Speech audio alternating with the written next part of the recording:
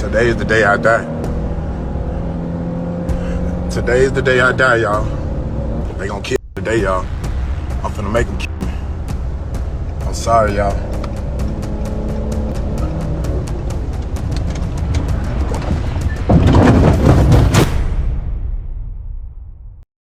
Today is the day I die. Those chilling words echoed live across Facebook on December 28, 2024, as 36-year-old Antavius J. Brown sped through Columbia, South Carolina, with police in pursuit. What began as a private, violent break in a relationship exploded into a public, fatal spectacle. A live-streamed chase, a desperate plea in a hospital hallway, and a multi-vehicle crash that would kill an innocent man and his dog. Hours earlier, at the Cross Hill Apartments, a domestic fight turned to gunfire. Brown drove the wounded woman, shot in the lower body but not fatally, to the hospital. Between tears, she begged nurses, "Please don't let him kill my kids." Staff later told investigators she feared Brown would return to the apartment where children remained. That frantic moment in the emergency room would become one of the many human pieces in a puzzle that led to 3 lives lost that day. As officers tracked Brown's vehicle behind a business, what followed was part thriller, part tragedy. Brown went live on social media during the pursuit, broadcasting his own final minutes and repeating dark declarations, lines that stunned viewers and investigators alike. The chase thundered to an end at the intersection of Hazelwood Road and Garner's Ferry Road, where a multi-vehicle collision killed 52-year-old Ryan B. Heyman and his dog, bystanders who never saw the disaster coming. Brown was found with a self-inflicted gunshot wound and later died at a hospital. Who was Antavius Brown off the camera? In public posts and community mentions, he was more than a suspect. An entrepreneur who promoted a tequila brand and artistic projects, a father who often spoke about his son, and a presence in local creative circles. On social platforms, the picture of 2 people building businesses together, smiling photos, mutual shout-outs, shared the same feed as mounting accusations and ominous posts. Just 4 days before the shooting, Brown posted, "When I know I'm righteous, I'll go to war with whoever and die about it." That message, and the replies it drew, would later be scrolled back through by reporters and investigators trying to trace motive, warning, and escalation. The woman involved, who'd recently ended a 2-year relationship with Brown and told police he promised to move out by year's end, had publicly asked for prayers and expressed fear for her life. Online comments, speculation about relationships, and pointed accusations fed the same wildfire that ultimately burned the community. Social media that once amplified achievements now amplified threats and evidence. Tonight we follow the thread from a private breakup to a public killing. The details that tie a hospital plea to a live-streamed confession, the small decisions that turn into irreversible consequences, and the heartbreaking fact that an uninvolved father and his dog died simply by crossing an intersection at the wrong moment. This is a story about how social media can turn a moment of violence into a public event, and how quickly ambition, love, and anger can unravel into something deadly. Tonight's case pulls apart the raw, unfiltered feed of modern life. Actual Facebook live streams, public posts, 911 calls, and eyewitness accounts. Some parts are hard to hear. Still, these stories matter, because somewhere, someone might recognize the warning signs and change the course of a life. Nuteratopia was born July 28, 1986. By 2024, she had built what many only dream of, a media platform with a voice people tuned into every week. She called her show Most Popular, and in Columbia, South Carolina, her voice carried. Hello, everybody. Hola a todos. For those of you who don't know, I am Nuteratopia. Soy Nuteratopia, the host of the most popular podcast, Miss Popular. She wasn't just another podcaster. She was the podcaster people paused their day for. As a single mother of 2, Topia knew struggle. Those children were not Antavius Brown's. They came from a previous relationship. Yet she opened her home and her life to Brown, letting him stay in her Cross Hill Apartments unit on Blossom Street. For 2 years, that apartment was their shared space. Her kids knew him. Neighbors saw him as part of the household. He paid rent, fixed things, sat at the kitchen table while the kids did homework. But by December 2024, something had shifted. 2 weeks before Christmas, Topia made a decision. The relationship was over. Brown agreed. He said he would move out by year's end. Only days remained. On the surface it looked ordinary, a split that happens all the time. But ordinary fractures can spiral fast, especially when pride, fear, and grievance are polished and amplified by social media. Antavius Brown's story began elsewhere, Anniston, Alabama, but led him to Columbia, to hallways at Lower Richland High School and into the local hip-hop scene. Music was in his blood. People knew him as Get It Brown, the rapper whose tracks thumped in clubs and whose name flickered on studio lists.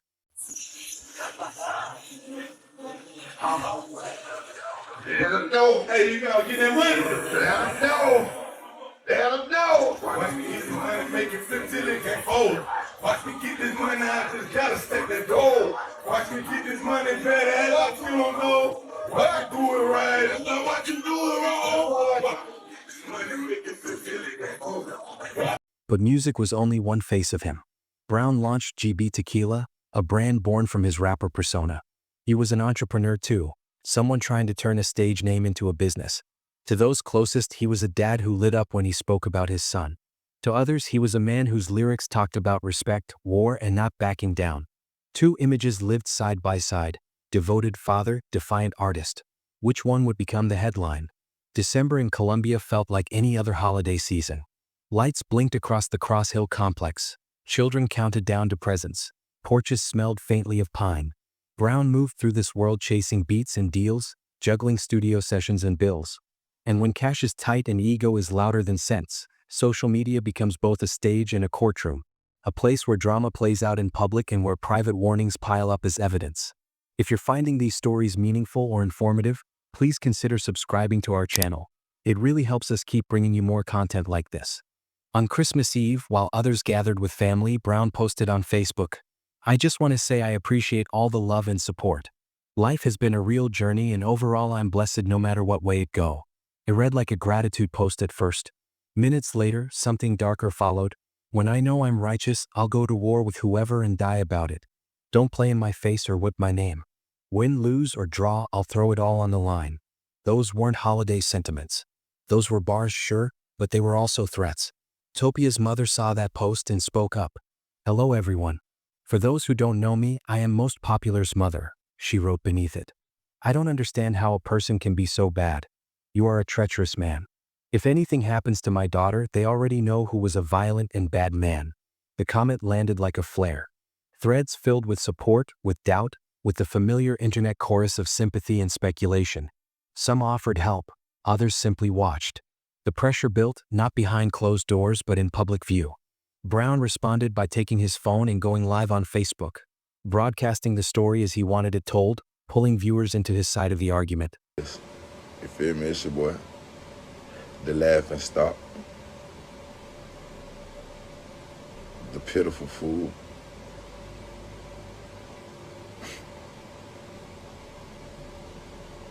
Jokes on me. Whole time this shit been a setup. Like fucked up, you feel me? People don't want to see you be better than they can even imagine they damn self. You know? Growing up, a nigga went through a lot of shit. Some shit I caused, some shit I did. We all make some choices and decisions. Trouble always found a way to find me.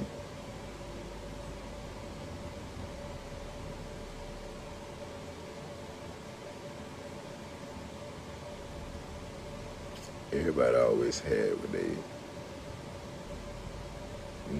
had set up in their mind they wanted to do and shit like that. So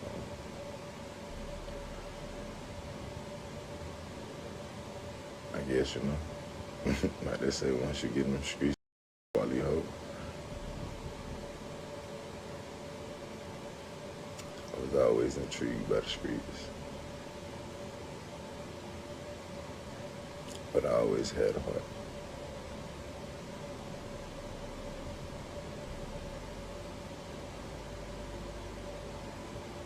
Sometimes you trust your heart over your mind, and you know better, but still choose to do the wrong thing.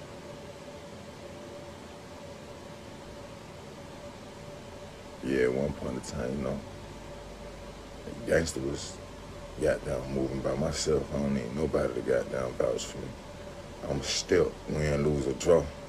You feel me? That's just what it is. Like, let you go back out there and you fight again. You fight till them niggas respect you feel me?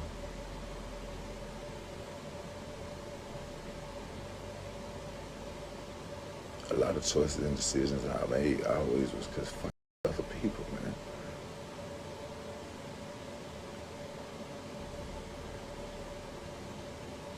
When you feel like you just gotta carry everything on your shoulders, shit, that's all you know, that's all you do. You feel.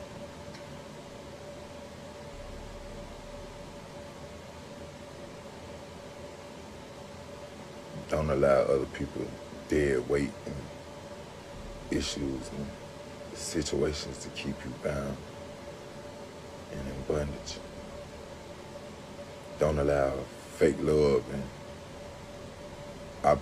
obligations and expectations. Give a f what you think about me. You ain't live my shoes. Your story, my story, my story. You feel how you feel, nigga, I feel how I feel. I'm a man just like you, bitch. Put on my pants and my 2 shoes too. But one thing I ain't gonna let nobody do. Nobody, you feel me, is play with my feelings, my heart, my emotions. Anybody know me, they know I step with everything I do, you feel me, because I'm passionate about everything I do. If I put my time in, if I put my money in, my blood, sweat, and tears in, I gotta write about it, you feel me? Don't let nobody undermine your. You know who you are. You know what you built. If you went through this shit by yourself, yeah, for sure, you know. It's always good to network, to show love, meet, grow, and build. But stand on your principles. Stand on the shit that make you you.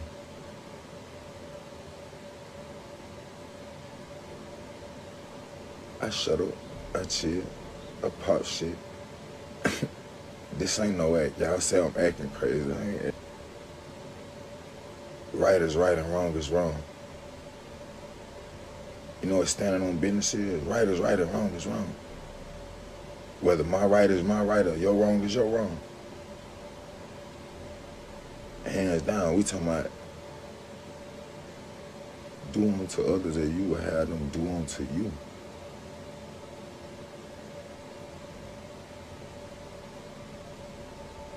See, I got a big heart. I got a big mouth too, but I got a big heart, you feel me?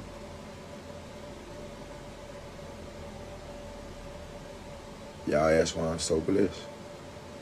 Because only God knows my heart. If I wasn't doing right, I wouldn't be blessed. You feel me?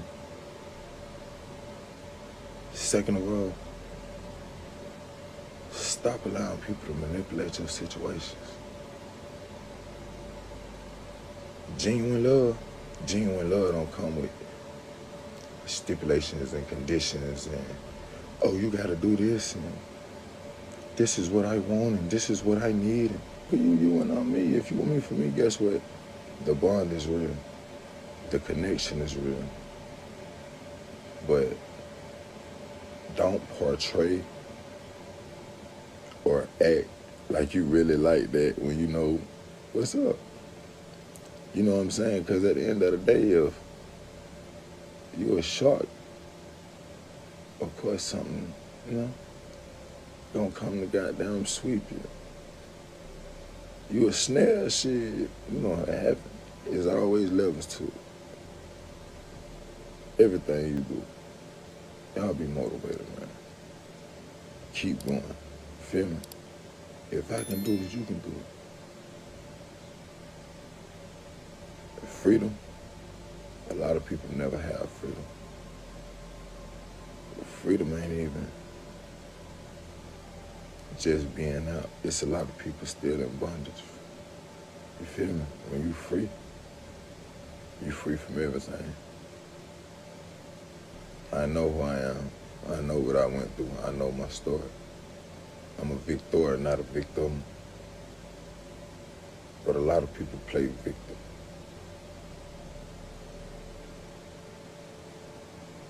When our gut tell us some things, sometimes we need to go with it.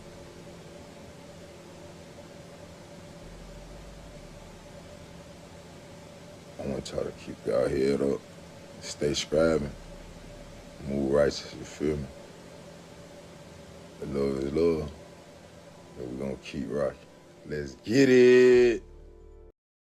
That feed would become part confession, part performance, and ultimately part evidence.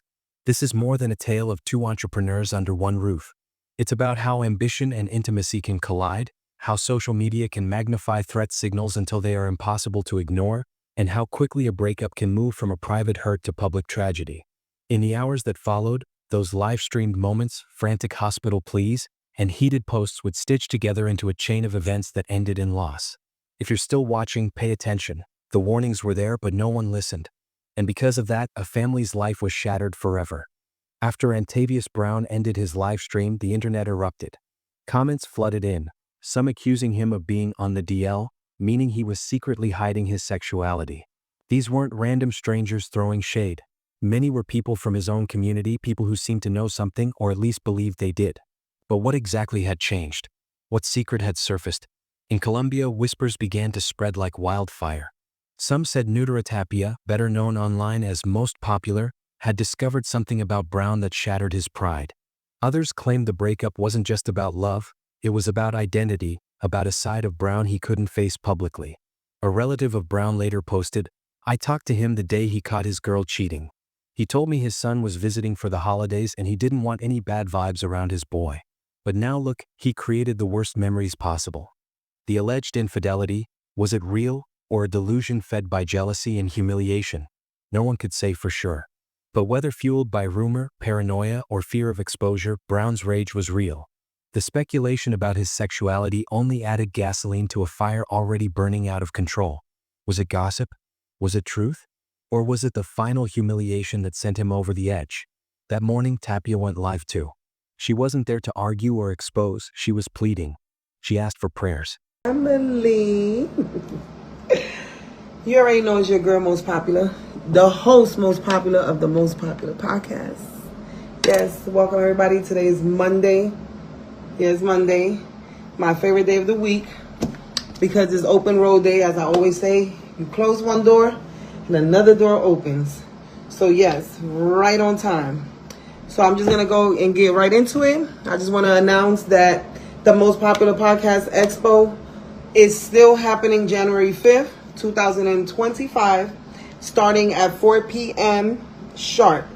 It's going to be in Columbia, South Carolina.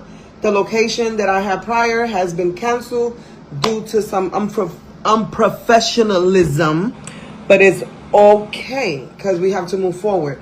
I will be dropping the address of the new location sometime this week, so please look forward to that. This message is definitely mainly for all my panelists of the Most Popular Podcast Expo. And the special guests are all the podcasters that's going to be joining us. The event is still going down. It's just a new location alert. Not a new date, not a new city. Just location, the address. So please look forward to that. If anybody has any questions, please contact me directly and I'll answer any question that you may have, whether it's about the podcast or personal. Hello.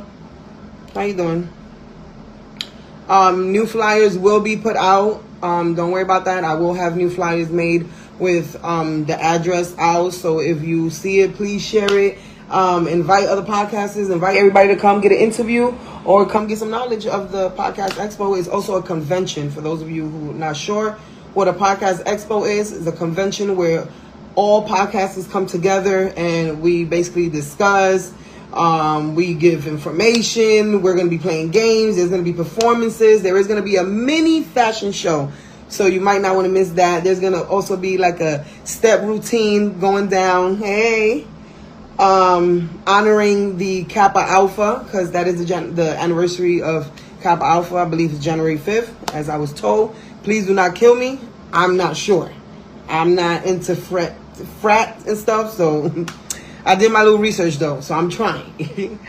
I also wanted to come here to clarify some things because I know some of you, if not all of you, are seeing that some crazy things happening on the social media with me and my ex-partner, right?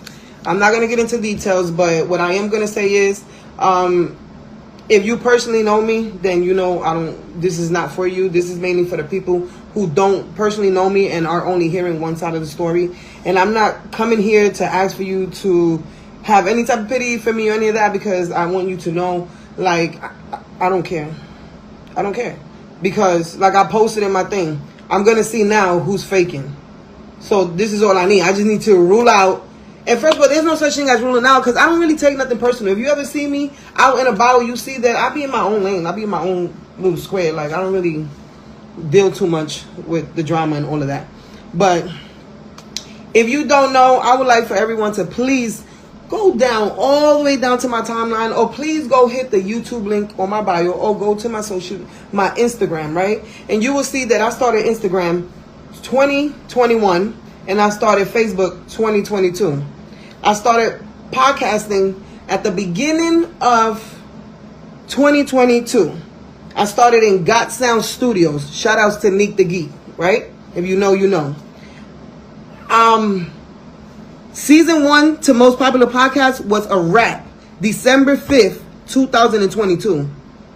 Okay? That's when I was just doing individual interviews. I was a hardcore traveling host from state to state, doing what I had to do. I was already modeling. I moved here 2021. Yeah. And I was already doing all of this. I actually started off with music. For those of you who don't know, I was doing music. I was an artist. I did some music. I put it to the side and I moved on to other stuff. So I just want to make that clear. I started Most Popular Podcasts. I've been podcasting since the beginning of 2021. Excuse me, since the beginning of 2022. I've been doing music since the beginning of 2021. Along and amongst other things that is not important right now. But I just wanted to clarify that. Nobody made me. Nobody put me where I'm at. What I will say is I am grateful and thankful for all of my guests that have been on the Most Popular Podcast. I'm grateful for even the guests that I have not gotten to that I really want to interview. I don't want you to feel like I don't want to interview you. It's been so much going on. I appreciate everyone that has supported me, whether you hit like, whether you follow, whether you shared, you spoke about me, you recommended me, the nomination. Everything counts and matters to me. But what I'm not going to do, I'm not going to sit here and allow someone to say that they made me. And most importantly, all of you are grown and all of you have eyes, ears. If you can't hear, you can see. If you can't see, you can walk. So one of your senses can tell you that Most Popular did what Most Popular had to do. And if Most Popular is in somebody else's space of shining, Most Popular is still in her little box, quiet, observing, being supportive. Not trying to take shine, not trying to be seen, not trying to get over, none of that. I speak and move when it's my turn. When a friend commented, "Are you okay?" she replied, "No. My life and others are in danger." It was the last quiet warning before everything exploded. Saturday dawned like any other weekend at the Cross Hill Apartments in Columbia, South Carolina.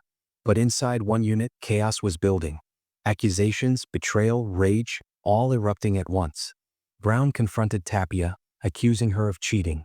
His voice rose, sharp enough for neighbors to hear. Her children, both home that morning, listened in terror. Witnesses later told investigators they heard shouting, thuds, and then a child's scream. Inside, things were spiraling. Tapia's children watched as Brown pulled out a gun, aimed it at their mother's head, then tucked it back into his waistband. The violence escalated. He hit her once, then again. And that's when those children, whose names remain protected, did something incredible. They fought back. One of them kicked open the bedroom door. Both ran toward their mother, pulling, pushing, trying to stop the assault. Small hands against adult rage. The distraction worked. Tapia bolted for the door, her kids right behind her. Freedom was just a few feet away, but Brown was faster. At the doorway, he drew the gun again. A single shot. Tapia screamed as the bullet tore through her leg. Later she told police, "I just knew I was about to die." But Brown didn't finish it. Instead, he grabbed her, bleeding and terrified, and forced her into his car. Her children watched from the apartment doorway, their mother's blood staining the floor as she was driven away. On the way, Brown kept the gun visible, waving it between them, at her, then at himself. Tapia sat silently, terrified to breathe wrong. Neighbors, hearing the gunshot, had already called 911. Another call came in. Then another. Dispatchers relayed what no one wanted to believe. A domestic shooting, children possibly inside, suspect armed and dangerous. At MUC Hospital, automatic doors slid open as nurses saw a woman limping, bleeding, clutching her thigh, and a man gripping her arm. They'd seen this scene before, too many times. Tapia collapsed into a nurse's arms, whispering, "He shot me. Please don't tell him I told you, but he's the one who shot me." Then her tone changed, urgent, desperate. "He's going to go back to the house. Please don't let him kill the kids." The nurse froze, heart pounding. The shooter was right there, watching. Medical staff exchanged looks, silent signals passing between them. Someone needed to call police discreetly. But Brown was already getting agitated. He started pacing, muttering about going back to handle things, and threatening to end his own life. The nurses kept him talking, anything to buy time. Within minutes, Columbia police units were racing toward Cross Hill Apartments, lights flashing, sirens slicing through morning air. Inside the apartment, officers found blood smeared on the floor, on the door frame, a trail leading outside. The children, miraculously unharmed, told their story through tears, how they fought to save their mother, how she was shot, how Brown forced her into the car. At the hospital, security staff positioned themselves near entrances. If Brown came back, they were ready. But by then it was too late. Brown had already slipped away into the morning traffic. An alert went out citywide. Suspect, Antavius J. Brown, 36. Armed and dangerous. Driving a dark vehicle. Approach with extreme caution. Social media lit up. Posts spread faster than official updates. Shooting at Cross Hill Apartments. Anyone know what happened? Wait, isn't that the GB Tequila guy? People began connecting dots. Screenshots of his recent posts, his cryptic threats, the comment from Tapia's mother calling him a violent man. The internet became a digital crime scene before police could even secure the physical one. When officers finally located Brown's vehicle behind a local business, the engine was still running. They shouted commands. "Antavius Brown, exit the vehicle with your hands visible." Brown looked at them through the window, calm, almost detached. Then, with chilling determination, he threw the car in reverse, tires screeching. The chase was on. As blue lights flashed behind him, Brown picked up his phone. He hit "Go Live." His voice shook slightly, but his words were deliberate. "Today is the day I die." They won, y'all. I'm sorry.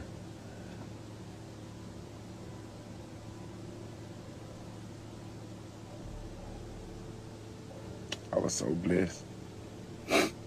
I had made it through. There they go, y'all.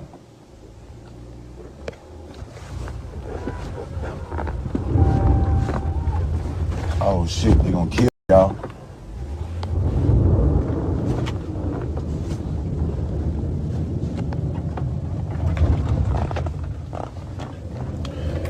They behind me.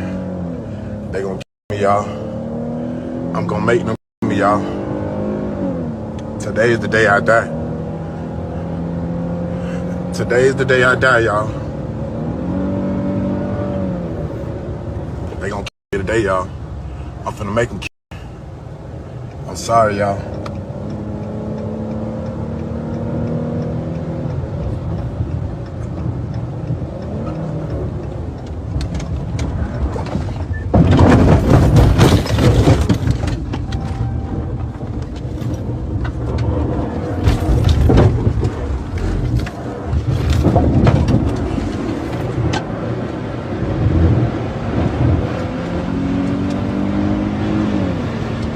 Sorry.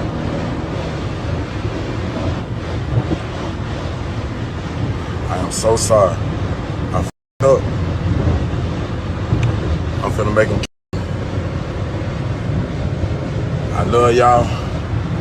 Y'all know I gave this shit all I could. You feel me? I gave this shit all I could. You feel me? They coming. They coming. Feel me? And I gotta go. I gave this shit all I could, y'all.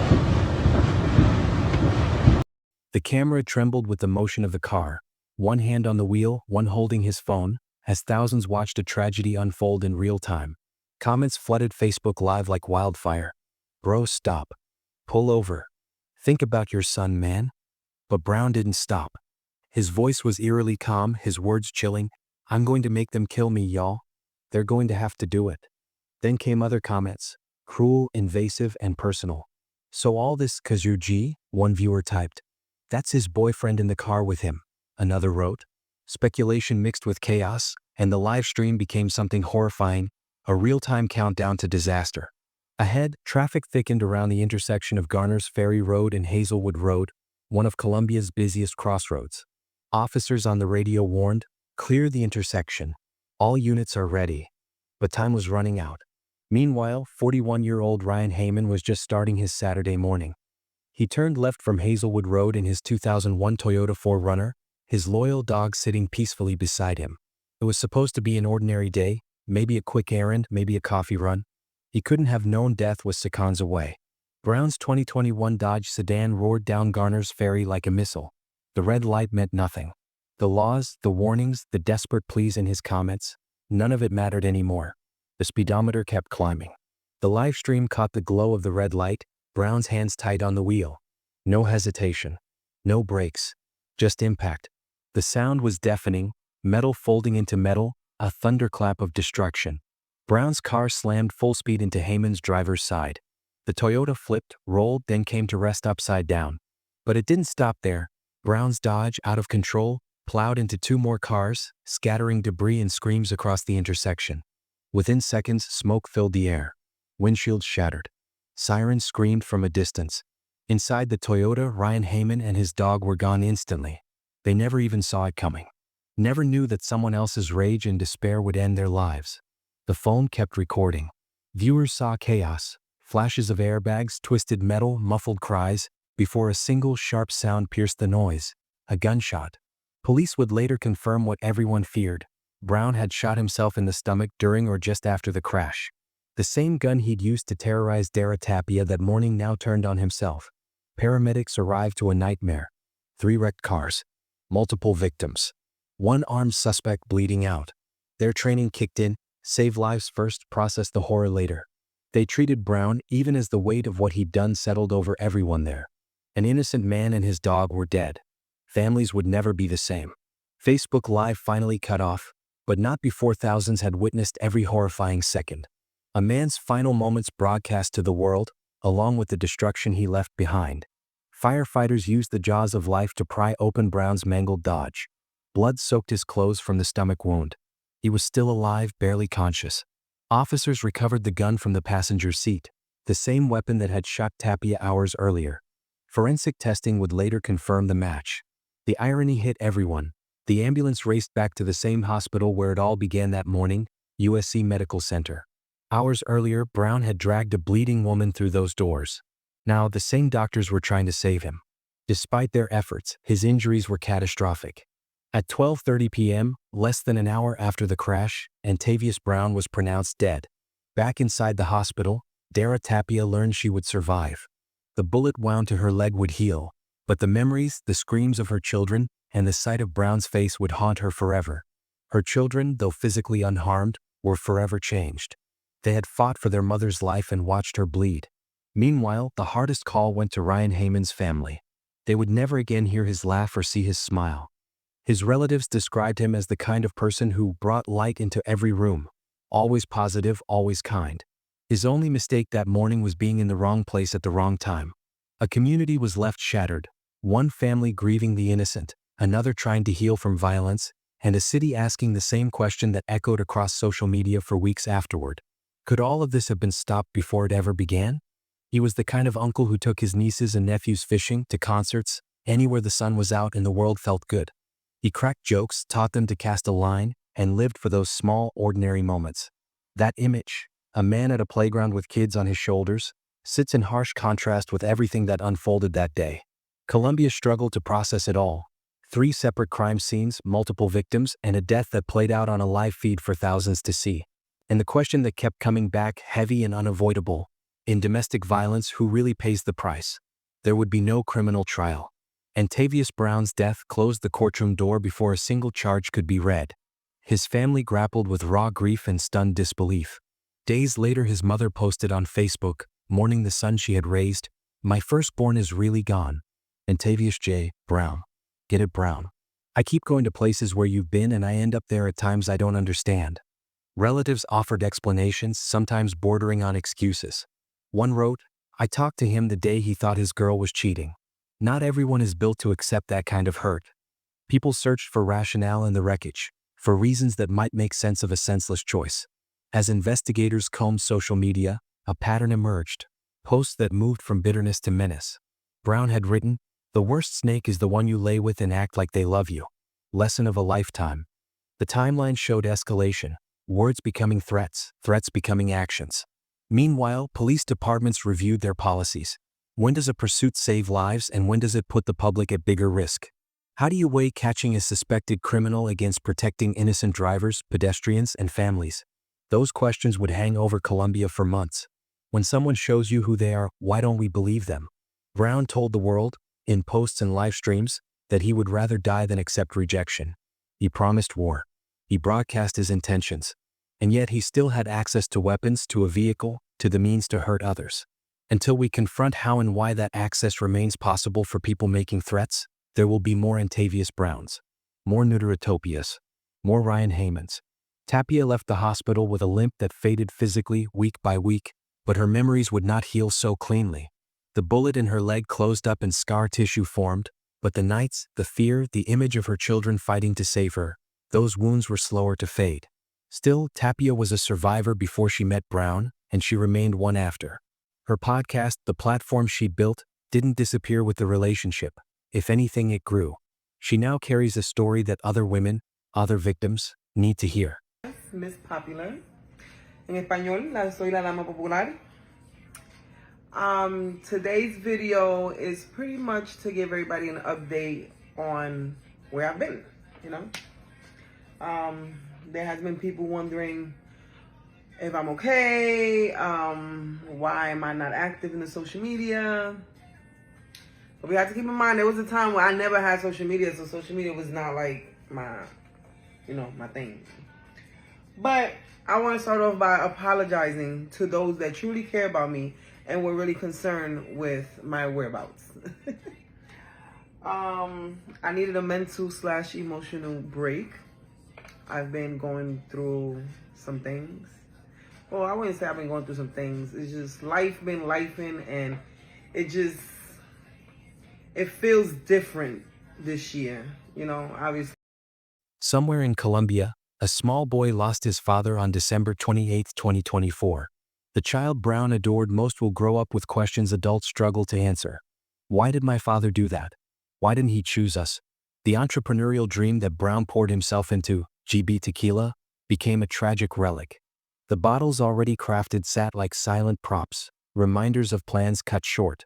His music lives on in streams and downloads, digital echoes of a life that ended the way it did. There are systems in place, hotlines, shelters, protective orders, local crisis centers, but systems work only when people use them and when communities choose to believe the warning signs. "I'll die about it" should trigger more than likes and shocked emojis. It should trigger action. So now I need you to think. Really think. The takeaway is sharp and urgent. Love does not point a gun. Love does not live stream death. Love does not take strangers' lives at an intersection. What Brown felt was not love, it was ownership. When someone would rather die than let another person go, that is not romance. That is a violent mindset that will end in tragedy unless interrupted. Look around you. What warning signs do you see in the relationships in your life? The friend whose partner always knows where they are. The cousin whose boyfriend isolates her from friends. The coworker who flinches when her phone buzzes. How can we protect victims better? Not just with words, prayers, or reactions, but with concrete action. When someone posts, "My life is in danger," what will you do next? When a mother warns the public about her daughter's safety, will you listen? If you saw Brown's post, what would you have done? If you heard the shots in an apartment complex, would you have called harder, stayed with the children, or run for help? Save them, share them, and keep them where you can find them. National Domestic Violence Hotline, 1-800-799-7233. Local Columbia resources and crisis text lines are available. Call, text, or search for them now. Use these numbers. Share them with someone who might need them. You never know when a whisper, "I need help," will be the one that saves a life. Thank you for watching. Subscribe and hit the notification bell, not because these stories entertain, but because they teach.